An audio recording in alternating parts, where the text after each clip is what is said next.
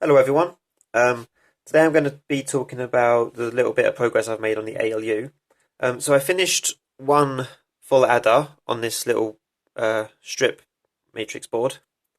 So yeah, it's 9 NAND gates, but doing the back was a bit fiddly.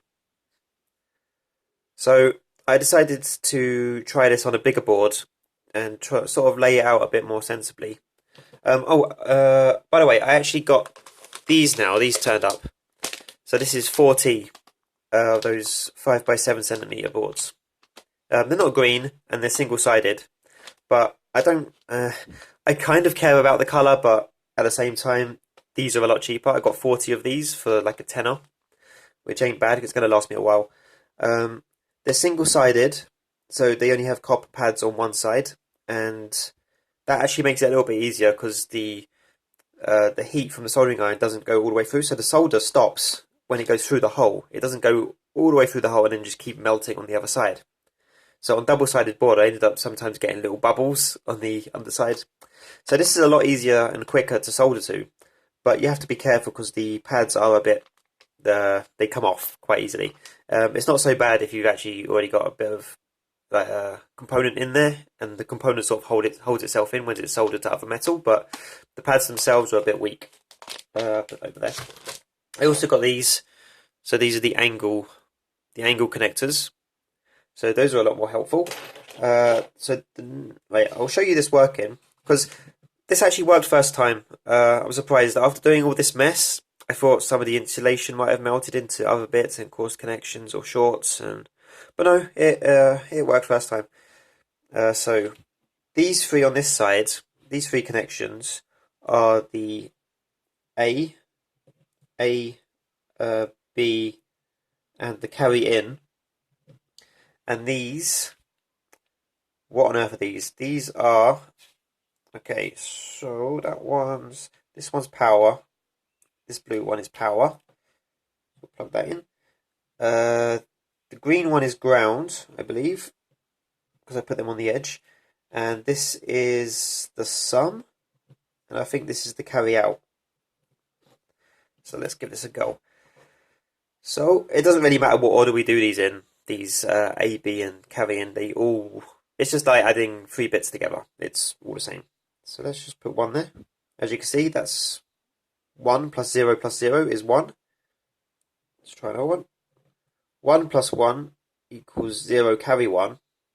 And 1 plus 1 plus 1 equals a sum of 1 and the carry 1. So, actually, is that a bit bright?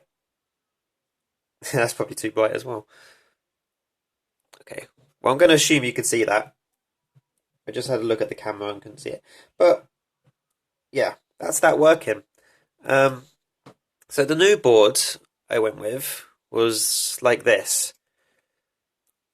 So the schematic I'm following sort of follows this pattern of having 3 in the middle and 2 pairs on the side, and these sort of go out like that. Slightly, sort of like that. The problem with this, compared to my decoder boards, for example, is that I laid out the power next to these as well. So there's actually 3 lines of power and 3 lines of ground.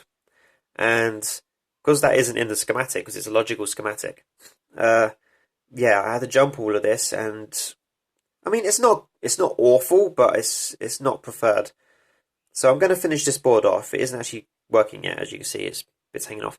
But then I'm going to try a new design where I have all the gates, like similar to my decoder, where I have all the gates on the side. So the ground and power are all out the way, and then all the actual connections, like for the actual logic, are all in the middle. And there'll be a lot less crossovers, and I don't know if you can see them. It's difficult to get a focus on here. But yeah, you can see lots of little bits where I jump over them. I mean, it'll work. I mean, hopefully it'll work. The pads on these are quite close together, and, you know, considering I said they come off and stuff, I'm a bit worried. But we'll see. Hopefully it works. So yeah, that's my thinking on the ALU at the moment. I have a parcel here. I can't remember what it is. I don't think it might actually be power regulators. I don't know. That's my guess. Oh no, it's my barrel jacks. Okay, that's good. Nothing else in there. Oh. Okay, so you know in my previous video I ordered barrel jacks and they were slightly too small.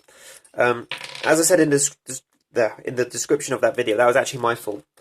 The same seller has 2 pages for barrel jacks.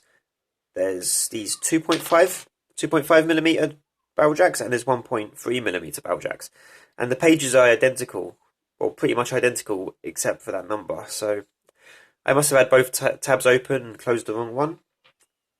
So that was my fault. And these fit perfect. Oh, that's nice. That fits very nicely. Okay, so expect a video on the power supply soon, and I'll be using these in other videos as well because there's a few things I need to build. Yeah, like if you remember, I also got those carbon filters to build a extractor fan. I'll be building that in a separate video, not part of this series. I actually already used the fan. I just don't have the carbon filter on it yet. Just because it helps get the smoke out your face. Even if you don't catch the smoke and the fumes and stuff, just stopping it rising up into your mouth and the eyes is a massive help by itself. So, yeah, that's my stuff for today. Thank you for watching, and I'll see you later.